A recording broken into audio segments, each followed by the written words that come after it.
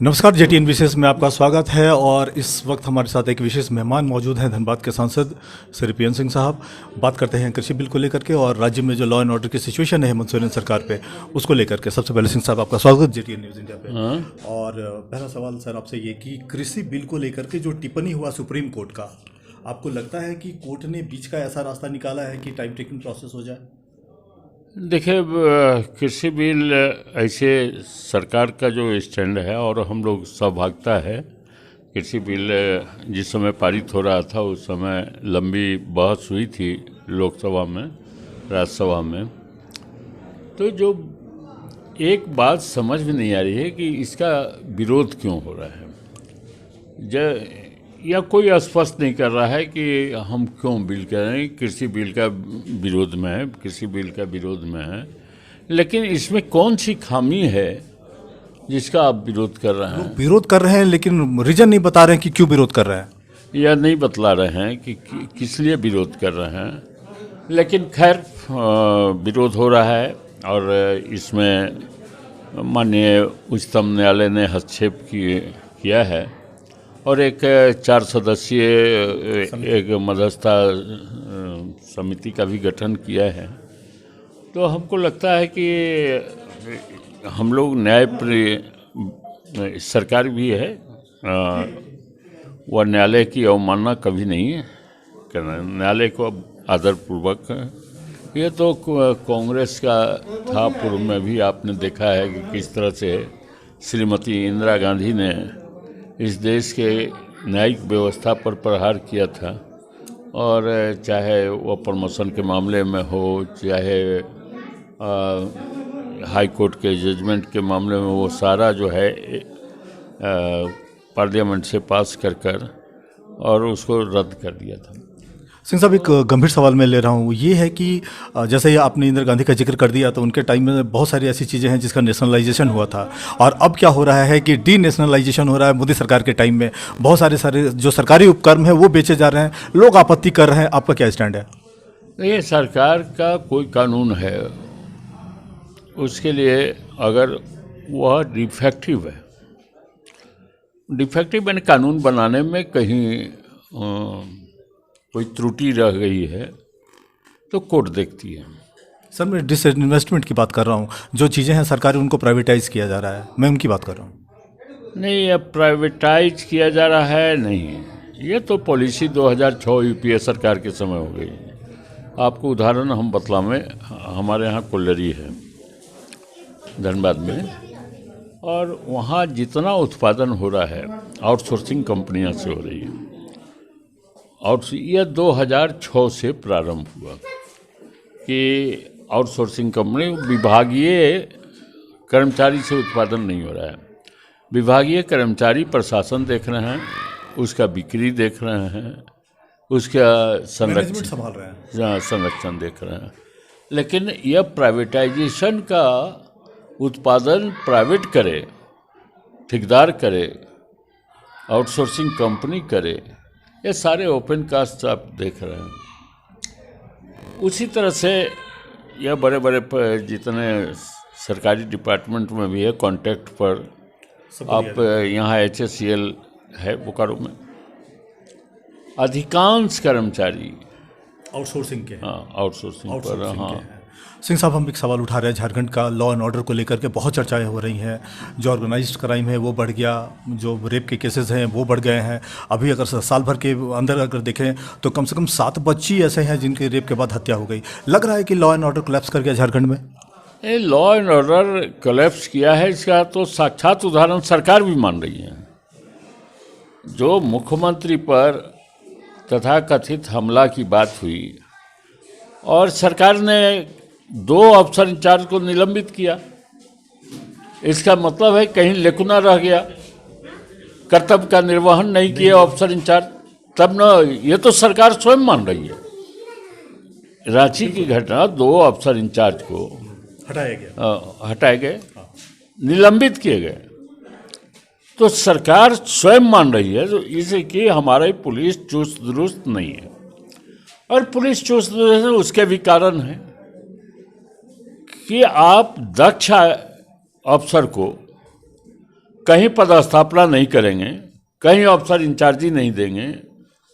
आप जो है पैरवी के बल पर सब कीजिएगा, पैरवी के सब तो समझ रहे हैं हाँ, आप जो तो आप उम्मीद कैसे करते हैं कि विधि व्यवस्था ठीक रहेगी? विधि व्यवस्था योग्यता के अनुसार, दक्षता के अनुसार। योग्य तो कहिएगा कि सब लोग एसआई हैं, सब लोग पुलिस इंस्पेक्टर हैं। योग्यता तो उसके दक्षता का आकलन कर कि हाँ इसका पूर्व में परफॉर्मेंस क्या है, परफॉर्मेंस के आधार पर उसको अफसरी मिलना चाहिए। तो यहाँ सारा पैरवी के बल पर शुरू हो गया है। सिंह साहब, एक पुराना सवाल मैं उठा रहा हूँ कि 2004-2008 ये दो टाइम में जब जेपीएससी के जो एग्ज़ाम हुए थे, उस टाइम में अब सीबीआई का ये कहना है कि 55 लोगों का जो सिलेक्शन हुआ था वो सिर्फ और सिर्फ पैरवी के बल पे हुआ था। आपको लगता है कि ऐसे लोगों को तुरंत और तुरंत सैक डाउन होना चाहिए? नहीं, जो पैरवी के बल पर हुआ था वो सजा भोग रहे हैं, जेल गए जिन्होंने किया गड़बड़ी, और थोड़े दिन से जेल में नहीं रहे, काफ़ी दिनों तक जेल में रहे, 4 बरस 5 बरस। उसके बाद पता नहीं ट्रायल में बेल हुआ कि नहीं हुआ, लेकिन लंबे समय तक जेल में रहे जो गड़बड़ी किए। तो इसलिए इसके हम लोग पक्षधर नहीं। सिंह साहब, एक सवाल मैं अब धनबाद से ले रहा हूं, चूँकि आप धनबाद बोकारो के सांसद भी हैं। तो जो ट्रैफिक कंडीशन है धनबाद के अंदर, बहुत जगह ऐसे हैं जहाँ पे फ्लाईओवर का मतलब डिमांड हो रहा है धनबाद में, और बहुत चिरपरिचित है लोगों की जो डिमांड है। आपको लगता है कि सेंट्रल एजेंसीज को इसमें इन्वॉल्व होकर के ओवरब्रिज का निर्माण कर लेना चाहिए? क्या चीज़ का? धनबाद में ओवरब्रिज। ओवरब्रिज धनबाद की समस्या को अपने नज़रिया से हम देखते हैं। धनबाद में 3-4 जगह जहाँ सड़क जाम की समस्या है, ट्रैफिक की समस्या है। एक बैंक मोड़ है, एक गया पुल है जिसमें एक बस स्टैंड था, आए कोयला नगर का, वो स्टील गेट के पास। मुख्य रूप से 4 जगह, 2 जगह का तो करीब करीब निदान हो गया है, बस स्टैंड और स्टील गेट का। 2 जगह की समस्या बची हुई है।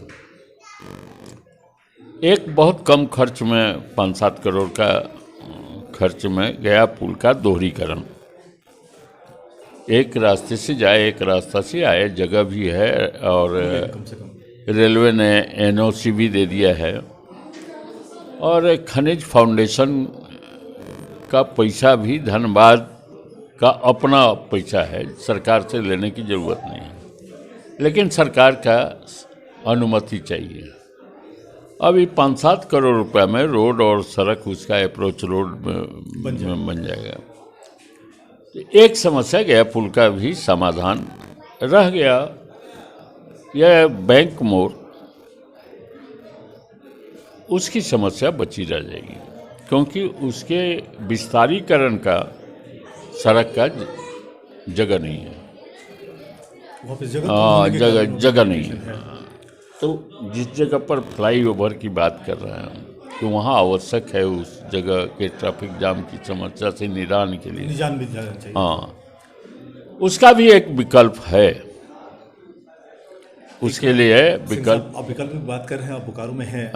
हमारे विकल्प है, हमारे ध्यान में है, लेकिन आप जानते हैं कि कोई भी जनप्रतिनिधि, एमएलए हो, एमपी, एग्जीक्यूटिव बॉडी नहीं है। एग्जीक्यूटिव बॉडी सरकारी अधिकारी हैं। पहल उनको करना होगा, सुझाव हमारा हो। सिंह साहब, एक और सवाल है हमारा। आप बोकारो में हैं, तो यहाँ जो विस्थापित अप्रेंटिस हैं, बोकारो स्टील ने उनको ट्रेनिंग दिया, अब वो जॉब में नहीं लेना चाह रहे हैं। लोग जो बच्चे हैं वो यहाँ पर परेशान हैं।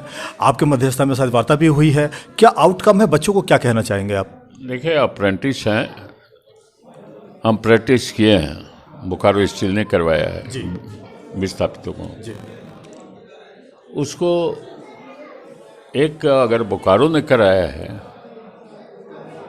तो उसकी मान्यता पूरे देश में कहीं भी जॉब में, और बोकारो का किया हुआ है अप्रेंटिसशिप। कोई तो विस्थापित भी हैं, विस्थापित का ही बात कर रहा हूँ।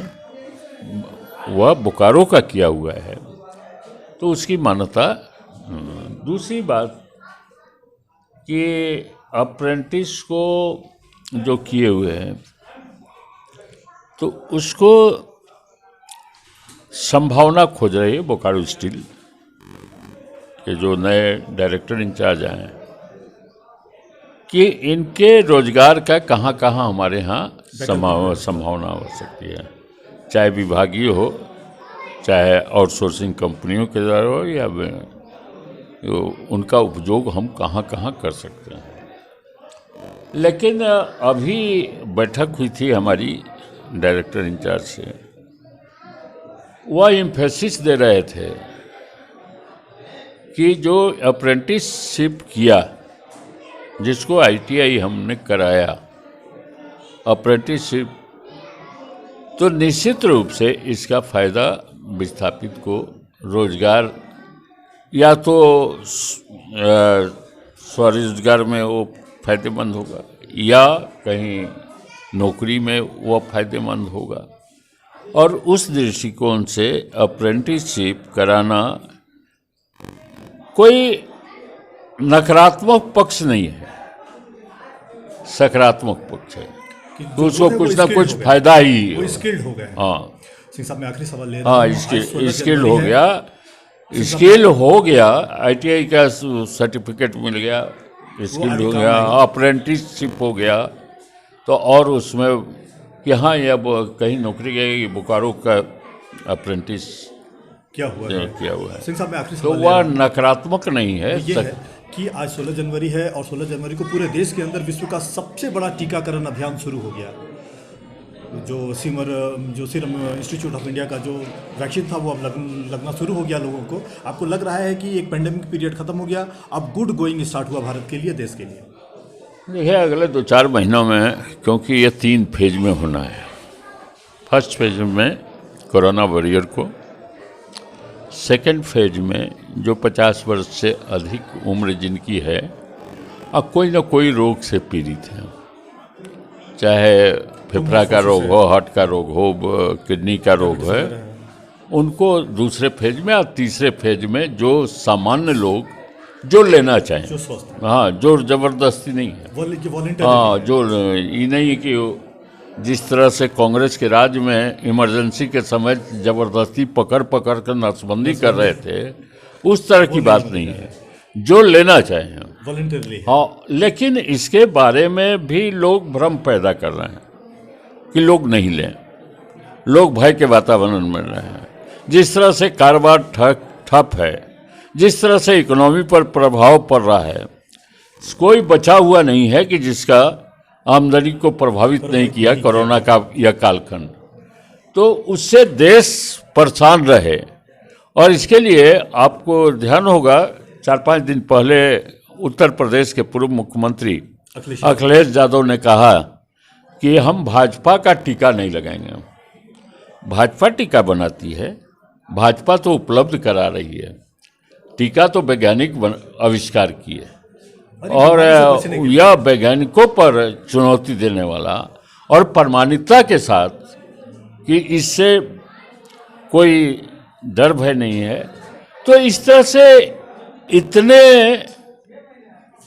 बड़े पद पर रहे हुए व्यक्ति, उत्तर प्रदेश का मुख्यमंत्री अगर पूर्व मुख्यमंत्री कहते हों, तो इन लोगों में भ्रम पैदा कर रहे हैं। और भ्रम इसलिए कि जो आज इस कोरोना के चुनौती को सामना करते हुए और नरेंद्र मोदी जी के नेतृत्व में देश आगे बढ़ रहा है, अब इनके लिए विस्मयकारी लग रहा है कि पूरा दुनिया परेशान है और यह देश उसके बाद भी आगे बढ़ रहा है।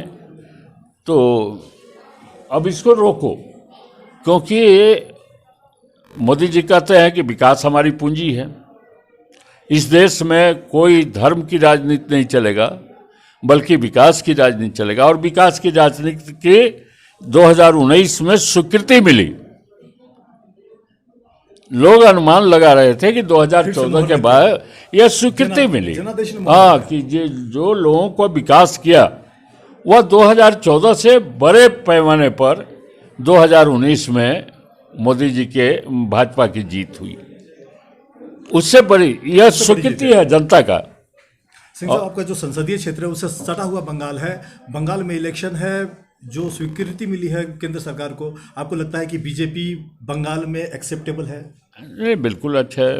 उसका शुरुआती दौर में लोकसभा के चुनाव के परिणाम बंगाल में जो है, बंगाल में कहाँ 3, कहाँ 18, 6 गुना छलांग लगा। थोड़ा सा 1-2 के आगे पीछे हम हैं। और इस चुनाव में भी अब तो हाँ, विधानसभा यह चुनाव बहुत है, बड़ा छलांग भारतीय जनता पार्टी लगाएगी परसेंटेज ऑफ वोट के दृष्टिकोण से।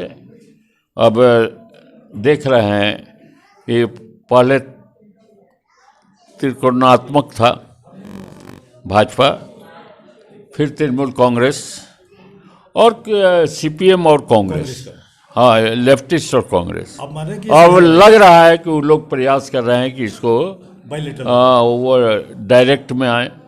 अब कांग्रेस का, अब वामपंथी की पॉलिसी, लेकिन लोकसभा के चुनाव में भी हुआ, इस चुनाव में भी होगा। मतदाता कोई अलायंस कर ले, मतदाता उसके अलायंस के साथ नहीं है, मतदाता वहाँ भारतीय जनता पार्टी के साथ। सिंह साहब, अपने वक्त निकाला बात करने के लिए आपको बहुत बहुत धन्यवाद। जीटीएन न्यूज़ से आपको भी धन्यवाद। ये थे धनबाद के सांसद पीएन सिंह, बता रहे थे झारखंड सरकार का जो लॉ एंड ऑर्डर का सिचुएशन है उस पर बात हो रही थी, कृषि बिल को लेकर के बातें हुई है और बंगाल चुनाव को लेकर के भी टिप्पणियां हुई हैं। आप देख रहे हैं जीटीएन न्यूज़। नमस्कार।